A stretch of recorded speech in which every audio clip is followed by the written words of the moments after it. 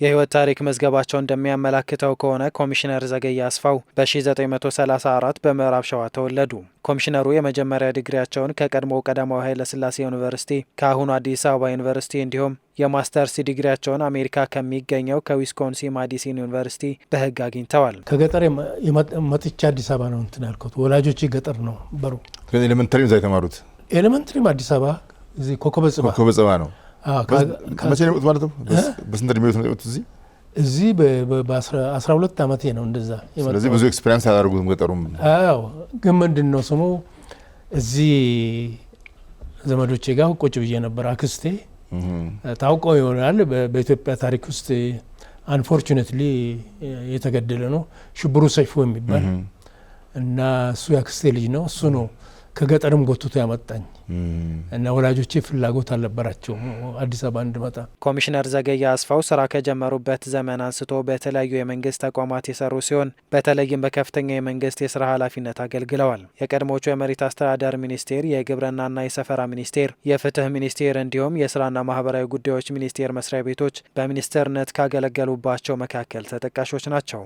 በደርግ ዘመን መጨረሻ ላይ ለአጭር ጊዜም ቢሆን የህዝባዊ ኑሮ እድገት ሚኒስትር በመሆን ሰርተዋል። በ1984 በሽግግር መንግስት ወቅት የግብርና ሚኒስትር በመሆንም አገልግለዋል። ኮሚሽነር ዘገየ አስፋው በ1967 የወጣው የመሬት ላራሹን አዋጅ በማርቀቅና በማስፈጸም ጉልህ ሚና እንደነበራቸው በብዙዎች ዘንድ ይወሳል። አዋጁ እንግዲህ እንደ ነገ ሊታወጅ ነው ዛሬ ጠርተው የነገሩኝ።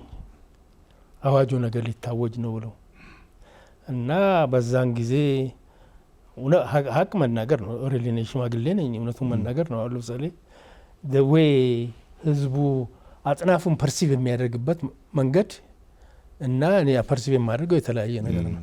አጥናፉ እጁ ይሄን እንደዚህ ጎትቶ ስጋውን አንስቶ ለዚህ ለሚበሰብስ ስጋ ነው ወይ ይሄ አዋጅ ኢትዮጵያ ህዝብ ጆሮ ይግባና በማግስቱ እንለቅ ነው ያለት። ይሄ ትልቅ እንትን ነው።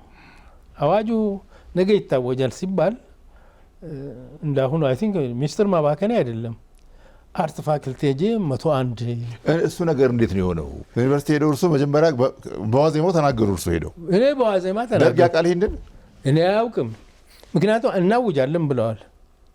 ነገ ጧት ይታወጃል ተብሏል። ከህግ ሙያቸው ባሻገር በተለያዩ ሰብአዊ ተግባራት የሚታወቁት ኮሚሽነር ዘገየ ሁንዴ የሚባል ለትርፍ ያልተቋቋመ ግብረሰናይ ድርጅትንና ቡሳ ጎንፋ የተባለ ማይክሮ ፋይናንስን በማቋቋም እንዲሁም በመምራት በርካታ ግብረሰናይ ተግባራትን ሲያከናውኑ መቆየታቸውን የግል ማህደራቸው ያስረዳል።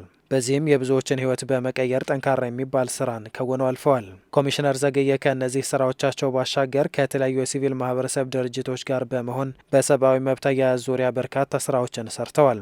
በተለይም የሰብአዊ መብት አንቂ በመሆን በገጠሩ የሀገራችን ክፍል በሚኖሩ ሴቶች ላይ የሚፈጸሙ የሰብአዊ መብት ጥሰቶችን በማውገዝ የሚሻሻልበትን መንገድ በመንደፍና ትምህርቶችን በማስተማር ረገድ በርካታ ተግባራትን አከናውነዋል። በሌላ በኩል ኮሚሽነር ዘገየ በአካባቢ ጥበቃና ተያያዥ ጉዳዮች ከአርሶ አደሮች ጋር ለውጥን ሊያመጣ የሚችል ስራ እንዲሰራ በማድረግ ፊት አውራሪ የነበሩ ሲሆን ይህም ተነሳሽነታቸው በአንዳንድ አካባቢዎች የአርሶና አርብቶ አደሮችን ኑሮ በማሻሻል ረገድ ጉልህ ሚና እንደነበረው ይወሳል። ኮሚሽነር ዘገየ ከየካቲት 2014 ጀምሮ ህይወታቸው እስካለፈበት ግንቦት 3 2018 ድረስ በኢትዮጵያ ሀገራዊ ምክክር ኮሚሽን በኮሚሽነርነት አገልግለዋል። ኮሚሽነር ዘገየ በኮሚሽኑ ውስጥ በአርአያነት፣ በታማኝነት፣ በትጋትና በሀገር ፍቅር ስሜት ስራቸውን በከፍተኛ የኃላፊነት ስሜት ሲሰሩ መቆየታቸውን የስራ ባልደረቦቻቸው ይመሰክራሉ። ኮሚሽነር ዘገየ አስፋው ባደረባቸው ህመም በተወለዱ በ84 ዓመታቸው ግንቦት 3 2018 ምሽት 4 ሰዓት ከ30 ከዚህ ዓለም በሞት ተለይተዋል። ጣቢያችን ኤንቢሲ ኢትዮጵያ በኮሚሽነር ዘገየ አስፋው ህልፈት የተሰማውን ጥልቅ ሐዘን እየገለጸ